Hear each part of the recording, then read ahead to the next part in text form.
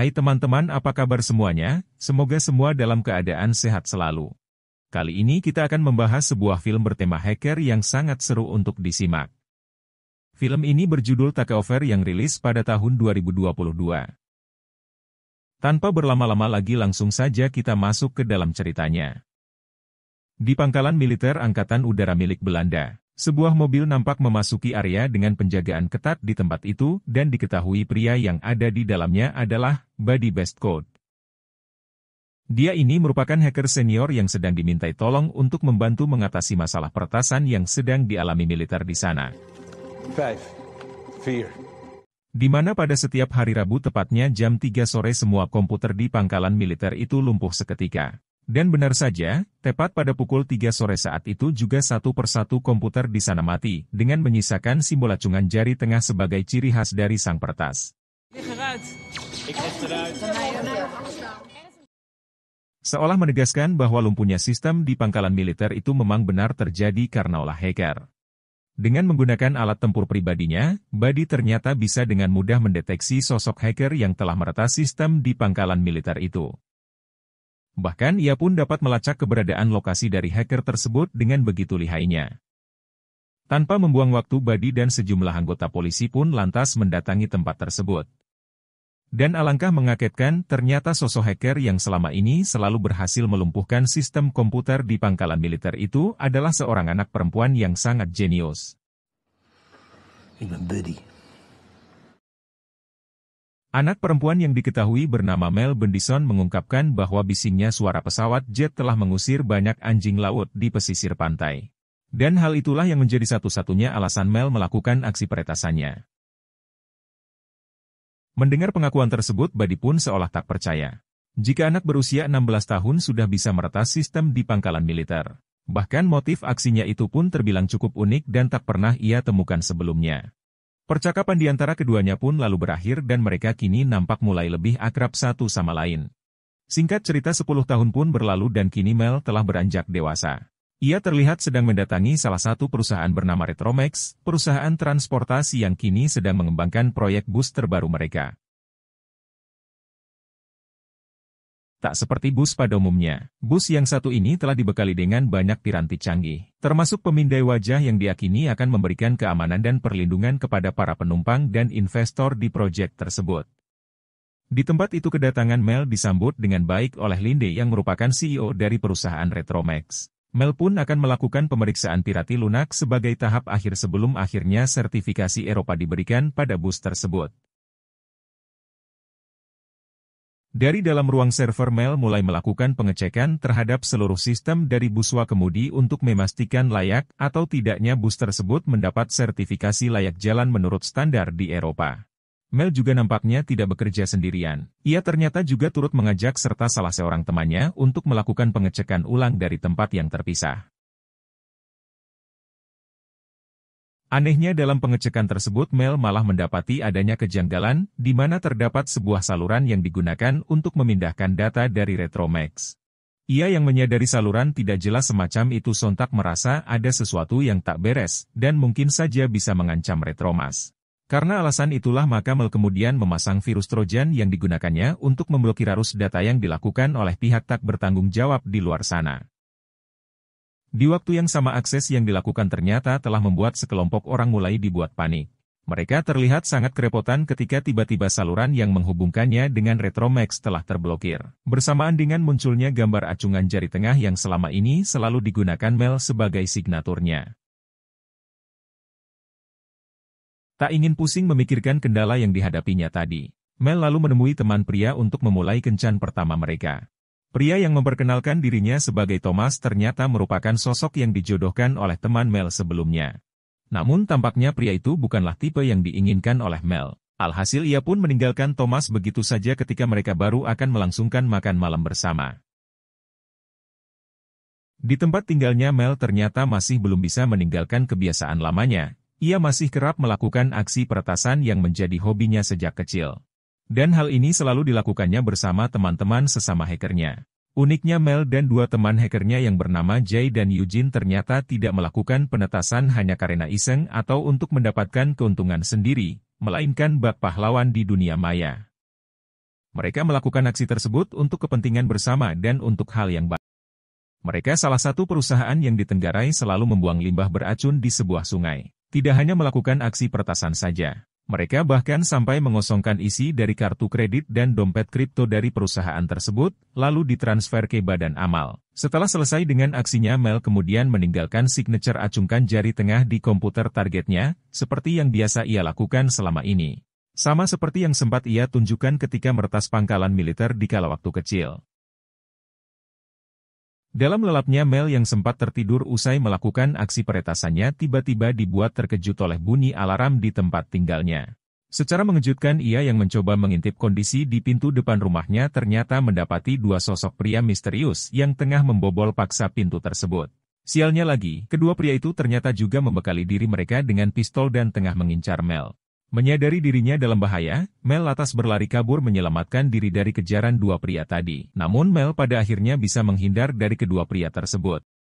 Di waktu yang bersamaan sekelompok orang mendadak dibuat panik setelah sejumlah komputer mereka tiba-tiba saja tak bisa digunakan. Bersama dengan munculnya gambar acungan jari tengah yang seolah menjelaskan bahwa mereka adalah sekumpulan orang yang selama ini terus berusaha mencuri data dari Retromax. Pria yang menjadi pemimpin dari komplotan itu lantas menyuruh anak buahnya untuk kembali melakukan perburuan Mel dengan cara lain, yaitu dengan metode defect. Alhasil pemindaian wajah Mel pun dilakukan dan mereka menggunakannya untuk memanipulasi video penembakan. Hingga seolah-olah hacker wanita itulah yang menjadi pelaku dari penembakan tersebut.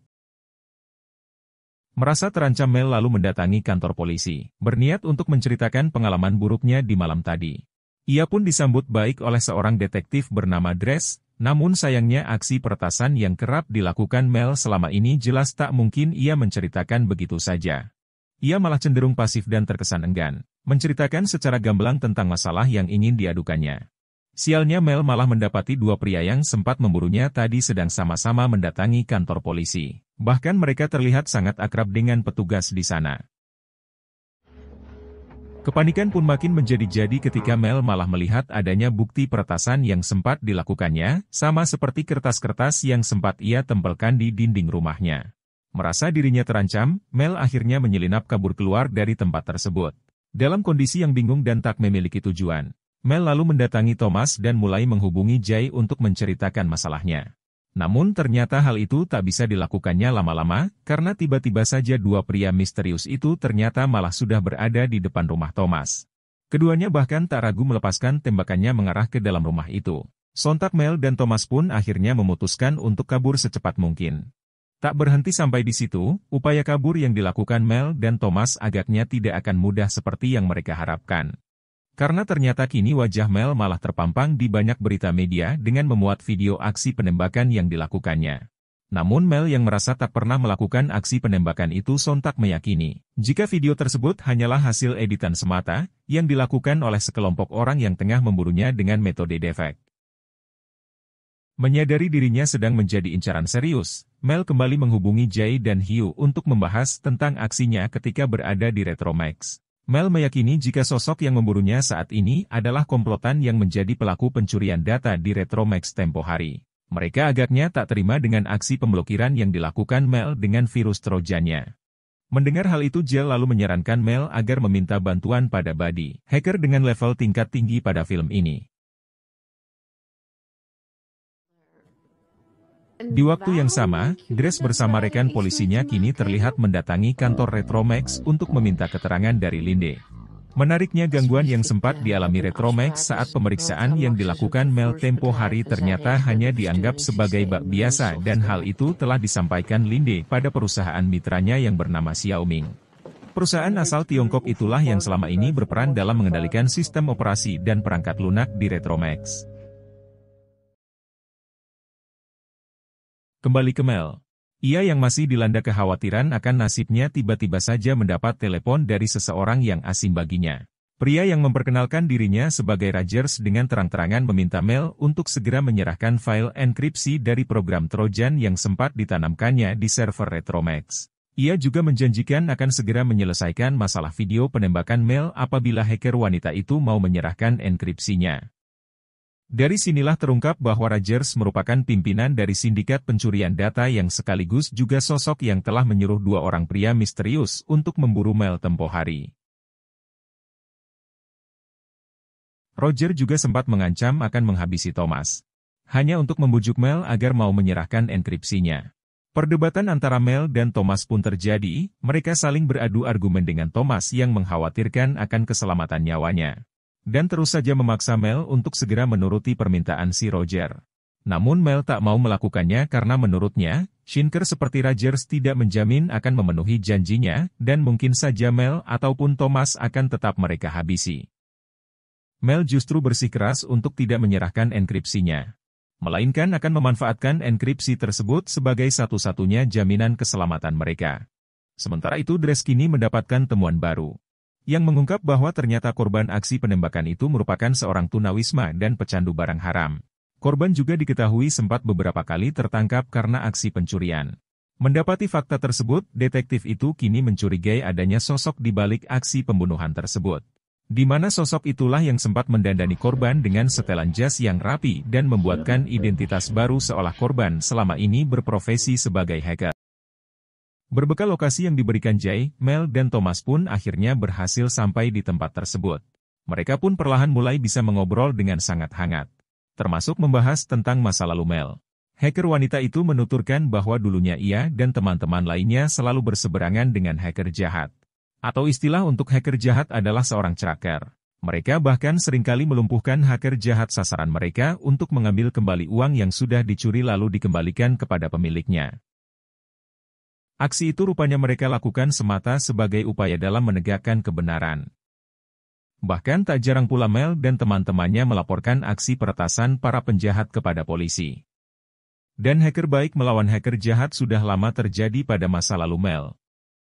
Namun kepercayaan Mel pada Buddy sirna seketika setelah ia mengetahui bahwa selama ini uang yang diakininya telah dikembalikan pada para korban hacker jahat ternyata telah diambil sendiri oleh Buddy. Kekesalan Mel pun memuncak hingga akhirnya ia pun melaporkan Buddy dan membuatnya menjadi buronan Interpol. Nah sejak saat itu juga ia tak pernah lagi bertemu dengan hacker tersebut. Tak lama berselang datanglah sebuah mobil yang ternyata itu adalah Buddy. Mereka bertiga pun kemudian melanjutkan perjalanannya menuju ke tempat tinggal yang sekaligus menjadi markas dari hacker senior itu. Setibanya di tempat tinggal Buddy, Mel langsung memperlihatkan sumber kode yang selama ini terus berusaha membobol sistem di Retromas. Ia bahkan menyebut bahwa kode itu sangatlah rapi dan sangat tersembunyi, sehingga membuatnya memutuskan untuk memblokirnya menggunakan sebuah virus Trojan. Melalui kecerdikan dan ketelitian Buddy, aksi upaya pencurian data yang terjadi pada Retromax akhirnya mulai terkuak. Ia mengarahkan tuduhan Shaker dengan pihak Xiaomi, karena menurutnya kode yang dibuat hacker tersebut memiliki kecenderungan yang sama dengan kode-kode yang ada di situs Xiaomi. Sialnya lagi Xiaomi merupakan perusahaan multinasional di Tiongkok yang telah bekerja sama dengan banyak perusahaan besar di seluruh dunia. Karena alasan itulah maka akan cukup sulit bagi Mel untuk bisa melawan perusahaan tersebut. Bahkan hal serupa bisa saja terjadi pada siapa saja yang sempat terekam oleh kamera dari perusahaan tersebut. Parahnya tidak hanya hasil pemindahan wajah saja yang bisa dimanfaatkan oleh Xiaomi, melainkan juga data pribadi lainnya seperti rekening bank, biaya hidup, data medis dan data penting lainnya bisa mereka dapatkan dengan sangat mudah. Mengetahui dirinya telah diperdaya oleh Xiaomi, Mel lantas menghubungi Dres dengan maksud mengadukan tentang masalahnya. Termasuk dengan temuan baru mengenai aksi curang yang dilakukan oleh perusahaan tersebut. Namun tampaknya Dres tak begitu memahami apa yang dibicarakan oleh Mel, alhasil dengan penuh kesal hacker wanita itu lalu mengakhiri panggilan teleponnya. Anehnya Dres yang ingin melacak lokasi panggilan tadi, malah tak bisa menemukan keberadaan Mel. Justru komplotan Roger lah yang selama ini mengawasi gerak-gerik Mel, malah bisa menemukan sumber sinyal dari ponsel tersebut yang sempat digunakan Mel sebelumnya. Keesokan harinya Mel yang menyadari bahwa editan video aksi penembakan dibuat menggunakan hasil rekaman kamera bus akhirnya memutuskan untuk kembali mendatangi perusahaan Retromax. Namun sempat terjadi drama di sini di mana saat Mel ingin meninggalkan markas Buddy. Tiba-tiba saja komplotan Rogers datang dan menjebol paksa pintu yang ada di sana. Naas bagi ia yang awalnya ingin mengamankan lebih dulu data penting di komputernya, malah harus mendapat tembakan dari Roger yang membuatnya mati seketika. Sementara Mel dan Thomas yang kabur menggunakan mobil Buddy terpaksa harus terlibat aksi kejar-kejaran dengan komplotan Rogers. Beruntung bagi keduanya, Kendaraan semi-truk yang digunakan Mel dan Thomas berhasil kabur melalui jalanan berlumpur di hutan itu. Sementara Rogers dan anak buahnya malah terhenti setelah mobil sedan mereka terjebak oleh kubangan lumpur. Di kantor Retromax Linda yang tengah disibukkan dengan persiapan peluncuran buswa kemudinya, tiba-tiba dihubungi oleh Sen yaitu petinggi dari Xiaoming. Dari sinilah terungkap jelas bahwa selama ini Retromax hanyalah sekedar mitra dari perusahaan asal Tiongkok itu saja. Sedangkan Linde tak tahu menahu tentang masalah perangkat lunak yang ada di bus terbarunya.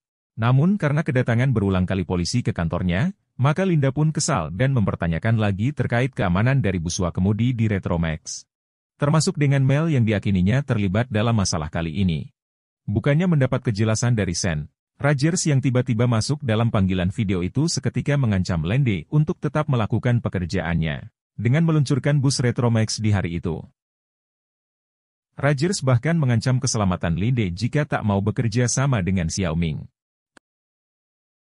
Kembali ke Mel, ia yang masih tak percaya dengan kematian Buddy, malah mendapati Thomas yang ternyata diam-diam telah menghubungi kepolisian. Sontak Mel pun marah dan pertengkaran di antara mereka pun terjadi. Hacker wanita yang kesal itu pun lalu memutuskan untuk pergi sendiri ke Retromax tanpa ingin melibatkan Thomas lagi dalam kasus kali ini. Sementara Thomas yang sendirian kini didatangi oleh sejumlah anggota polisi termasuk Dres. Nah, di kantor Retromax kerumunan acara peluncuran buswa kemudi dimanfaatkan oleh Mel untuk menginap masuk dengan leluasa dan dia akan masuk ke ruang server. Sialnya, ia yang sedang mencari data rekaman wajahnya di server Retromax malah dikejutkan dengan kedatangan Rogers yang langsung menodongkan pistolnya ke arah Mel. Di bawah todongan pistol Mel dipaksa untuk melepas trojan yang memblokir akses Xiaoming. Namun alih-alih menuruti permintaan tersebut, hacker wanita itu malah mengunci akses di server Retromax yang membuat Xiaoming takkan bisa kembali masuk ke dalamnya. Mel yang mendapati Roger sedang lengah, langsung memanfaatkannya untuk kabur menyelamatkan dirinya. Meski sempat terkejar dan terjadi baku hantam, namun pada akhirnya Mel berhasil diamankan oleh polisi yang telah tiba di Retromax. Sedangkan Rogers yang memilih kabur sempat menyambangi ruang server dan menembakkan pistolnya di ruangan tersebut. Tujuannya adalah agar tak ada bukti terkait aksi pencurian data yang dilakukan oleh Xiaoming. Walaupun pada akhirnya ia juga turut ditangkap oleh polisi di sana. Sementara itu, buswa kemudi yang mau diluncurkan kini terlihat dengan membawa 15 orang penting di dalamnya. Kebakaran yang terjadi di ruang server juga ternyata turut berdampak pada perjalanan tersebut. Bus tanpa sopir itu mulai kehilangan kendali dan melaju tak beraturan. Sedangkan Mel yang mengetahui kondisi buswa kemudi tengah mengalami gangguan lalu meminta bantuan Jay dan Yu untuk meretas sistem kendali bus itu dan mengamankan semua penumpang di dalamnya. Namun upaya tersebut tak bisa dilakukan dengan mudah, sebab kerusakan server mengharuskan mereka untuk menempatkan transfer ke dalam bus agar bisa mengaksesnya dari kejauhan. Beruntung baginya ia yang masih mencari cara untuk menempatkan alat tersebut tiba-tiba saja dihubungi oleh Thomas yang kebetulan juga membawa transfer di dalam mobil mendiang Buddy. Di sisi lain jembatan yang juga menjadi alur perlintasan. Buswa kemudi ternyata malah diretas oleh anak buah Rogers yang membuat jembatan itu terangkat dan terbelah. Setelah mendapatkan arahan dari Mel dengan penuh perjuangan, Thomas yang berhasil masuk ke bus tersebut akhirnya bisa memasang transceiver tanpa kendala yang kemudian bisa diakses oleh Mel. Beruntung bagi mereka semua, bus yang mulai memasuki jembatan yang mulai terangkat akhirnya bisa terhenti tepat di ujung dari patahan jembatan tersebut. Tak ingin menyia-nyiakan kesempatannya, Mel yang masih bersama Dres lalu memperlihatkan video asli dari aksi penembakan yang sempat menyeret namanya. Hacker wanita itu juga menjelaskan bahwa video tersebut telah diedit dengan memanfaatkan hasil rekaman wajahnya di buswa kemudi tempo lalu. Seolah menegaskan bahwa Mel bukanlah sosok dari aksi pembunuhan itu. Uniknya ketika Mel mulai beranjak meninggalkan Retromax dan menjumpai Rogers yang tengah ditangani oleh petugas medis. Saat itu juga hacker perempuan tersebut mengacungkan jari tengahnya, sebagai simbol keberhasilan sekaligus juga signature atas semua aksinya selama ini. Singkat cerita, setelah melalui perjuangan yang melelahkan bersama Thomas, Mel nampak mulai dekat dan menjalin hubungan spesial dengan pria tersebut. Mereka yang sedang asyik berada di sebuah tempat makan tiba-tiba mendapat kiriman video dari Buddy. Menariknya dalam video tersebut Buddy menjelaskan bahwa ia telah mengantisipasi semua hal buruk yang mungkin saja bisa terjadi padanya, termasuk kematian. Maka dari itu ia pun membuat video tersebut untuk dikirimkannya pada Mel suatu saat ketika ia telah tiada. Buddy juga mengungkapkan bahwa sebagian besar uang yang sempat diambilnya dalam aksi peretasan mereka ternyata telah ia gunakan untuk membangun jaringannya sendiri, namun itu semua ia buat hanya untuk Mel seorang, dan bisa digunakan oleh hacker wanita itu untuk tujuan apapun, termasuk untuk mengubah dunia. Mengetahui video tersebut Mel seolah tercerahkan, dan baru menyadari jika selama ini Buddy yang dianggapnya sebagai sosok pengkhianat, ternyata malah telah merancang hal besar dan untuk mereka bersama. Di akhir film nampak hubungan antara Mel dan Thomas yang kini semakin mesra. Keduanya terlihat sudah sama-sama memahami karakter masing-masing dan siap menerima apapun resiko dari kedekatannya itu. Menariknya, Thomas yang selama ini terlalu anti pada dunia maya terlebih dengan aksi busuk para hacker, ternyata mulai mendukung profesi pasangannya itu. Bahkan ia sendiri telah berjanji untuk ikut membantu dalam aksi Mel selanjutnya.